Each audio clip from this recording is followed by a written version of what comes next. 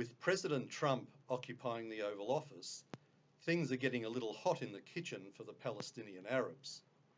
Following a review of the funding for projects in the West Bank and Gaza, the State Department announced a couple of weeks ago that it was cutting approximately $200 million of aid from the PA and will redirect the money instead to other agencies who will hopefully spend it better in helping the long-suffering Palestinian Arabs. Now we have a second announcement that the United States is cutting its funding of about $300 million a year to UNRWA, the United States agency whose sole purpose has been to administer funds provided to, quote, Palestinian refugees. There were something like 700,000 Arab refugees that eventuated at the time the modern state of Israel was created. But UNRWA defines these people, plus all of their descendants in perpetuity, to be refugees, with the number currently sitting at about 5 million people and increasing. UN Ambassador to the United Nations Nikki Haley made some points that we are all very aware of, but which the rest of the world really needed to hear, and what a breath of fresh air she is. She pointed out that countries like Saudi Arabia, the United Arab Emirates, and Kuwait hardly give anything to the Palestinians, and if these Arab brothers are not interested, why should the US pick up the whole tab? Good point, especially when the Palestinians are so ungrateful for the years of funding that the United States has been providing. But some people still haven't learned the lesson. The German government has pledged to significantly increase its funding for the UN agency that supports these Palestinian refugees, and Jeremy Corbyn wants the UK to make up the shortfall.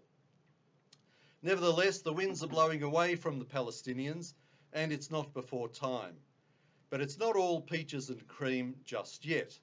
Even some Israelis are still dreaming of a utopia where the Palestinians are eternally grateful for the help that they have been given and are just aching to make peace with Israel. Former Israeli Prime Minister Ehud Barak was in town last week and pushing this line.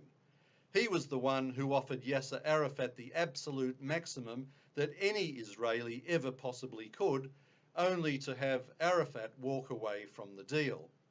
Yet that wasn't enough. That wasn't even enough to convince Barak that the Arab and Muslim world have not got the slightest intention of making peace, for the main reason that once a land has been under Islamic control, it must forever remain that way. To them, this makes the state of Israel a cancer in the region that needs to be cut out. But Barak is still living in fairyland. He said last week that what is stopping the moderate Arab countries from improving relations in Israel is the fact that Israel hasn't yet given the Palestinians their own state. What rubbish. Thank goodness we have got Donald Trump and his team in the White House to put some sanity back into this conversation. The Arabs are going ballistic because after all the years of mollycoddling by a whole raft of US presidents, and Obama was the worst of them all, this US administration is finally saying what any reasonable person would say. That is, we're happy to help, but we won't give you buckets of money and have you abuse us for it and then spend it on violence and terror. PA terrorist-in-chief Mahmoud Abbas spat the dummy, strangely thinking that somehow this would make things better. But all it proves is just how out of touch he is with the gaping space between the Arab and Western cultures. The Palestinian Authority envoy to Washington warned the US last week against counselling aid to UNRWA, claiming that doing so would threaten the prospects of peace and promote terror. No, it won't. It will hopefully wake up the Palestinians into realising that their little game is up, and wake up the rest of the world to this blackmail that has been going on for the last 70 years. Why would the Palestinians want to work to build a functioning society and a state of their own when they can bludge off everyone else? They have been crafty enough to realise that by constantly whinging about the evil Israelis, the world has continued to throw money at them and they've never had to do anything. At long last, there is now a president with the strength to call out this racket. President Trump took Jerusalem off the table, and now he is taking this ridiculous notion that 5 million Arabs living all over the place are also refugees, also off the table.